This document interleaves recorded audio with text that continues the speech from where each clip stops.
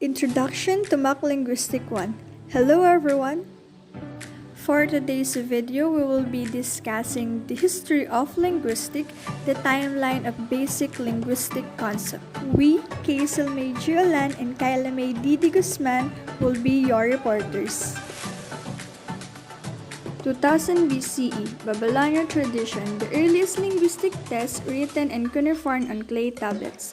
In southern Mesopotamia, there arose a grammatical tradition that lasted more than 2,500 years. The linguistic texts from the earliest part of the tradition were listed of nouns in Sumerian. It was being replaced in everyday speech by a very different language Akkadian.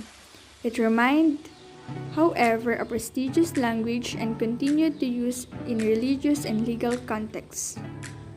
1000 BCE, Hindu tradition. The Hindu tradition of linguistics had its origin in the first millennium BC and was stimulated by changes in Sanskrit, the sacred language of religious texts. Ritual requires the exact verb performance of the religious text. A grammatical tradition emerged that set out rules for the ancient languages. The best-known grammarian for this tradition is Panini, whose grammar covered phonetic and morphology. 500 BC, Greek linguistics. The Greek tradition includes the origin of the languages, parts of the speech system, the relationship between the language and thoughts, the two aspects of word sign, connected by nature and cognicity, or by conviction arbitrary. The first surviving grammar of the European language is a short description of Greek Dionysius Taps. Think dramatic. This work treated phonetics and morphology. 100 BCE, Roman tradition. The primary interest was in morphology, part of speech, the form of nouns and verbs. Syntax was ignored. Roman linguistic vocabulary produced a multi-volume grammar of Latin, of which only about a quarter was survived.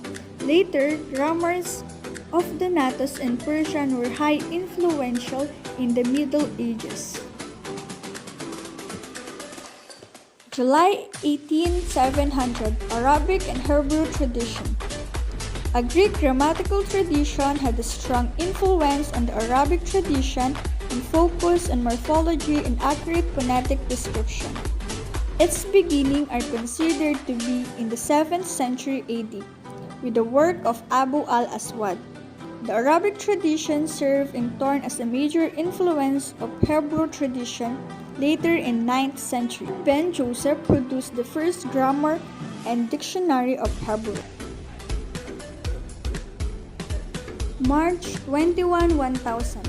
Middle Ages in Europe, 500 to 1400 AD.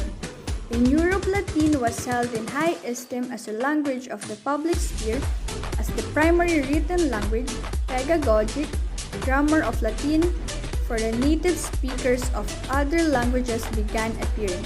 In about 1000 and above in Britain wrote a grammar of Latin for Anglo-Saxon speaking children. The 12th century saw the emerge of the notion of the universal nature of grammar held by Bacon. March 21, 1600. European colonialism. Colonization brought Europeans into contact with a variety of languages in Africa, the Americas, Asia, and the Pacific. Information about them was gathered by explorers, colonial administrators, travelers, missionaries. Scholars compiled words lists in many languages and used them in language comparisons. It emerged the notion that most European languages form a family of related languages. William Jones discovered the relatedness of Indo-European and the founding of comparative linguistics.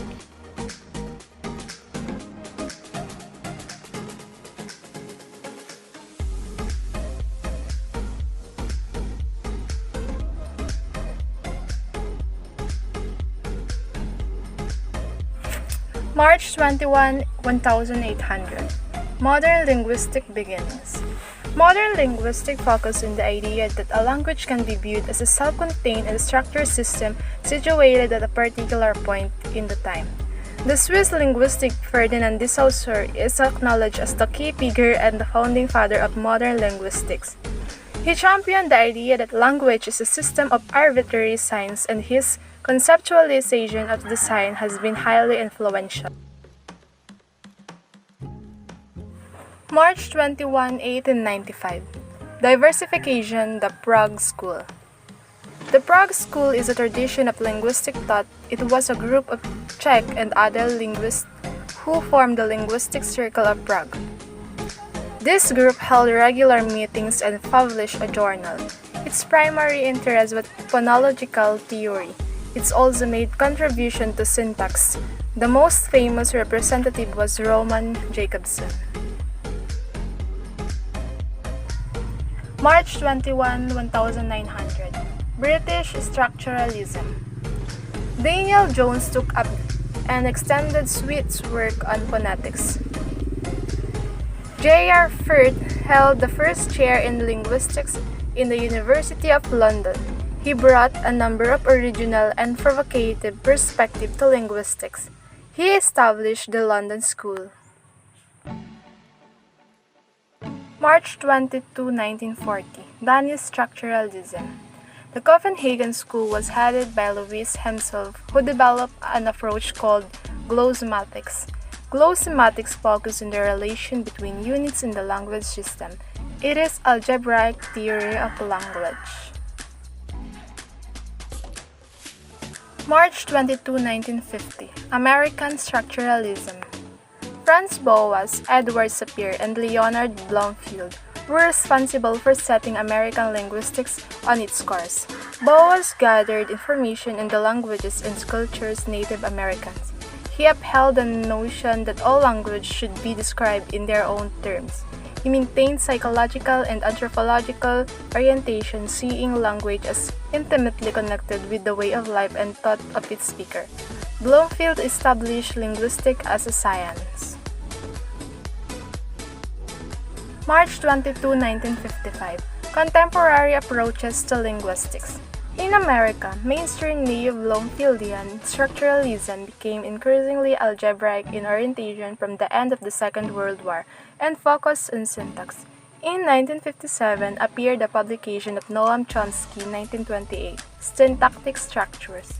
Influenced by recent development in mathematical logic, grammar is considered to be a formal system making explicit the mechanism, first in terms of the rules, later by other means. For this reason, the tradition is called generative grammar. September 8, 1960. Scope of modern linguistics. The School of Linguistics continued to proliferate in the 20th century. It is usual to divide the vast array of approaches into two primary types, formal and functional, according to whether they adopt an overall focus on form or on function.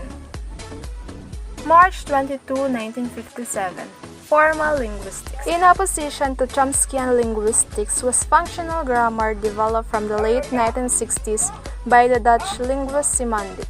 The Green-Beren tradition is one of the least functional of the functionalist schools, being functional more in its opposition to generative grammar than in its ideas. Functionalist schools have been more willing to accept and integrate typological and language universal research than mainstream formal linguistics.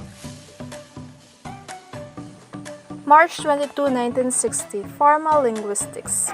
Generative grammar continues as a major force gilding their orientation and goals. Besides, other theories have also had some impact. Technological developments have facilitated the task of language since the beginning of the 20th century. It includes audio and video recorders and computers, as well as in the computational field, including to machine generation and recognition of speech, automatic parsing of text translation, and building and maintaining large corpora.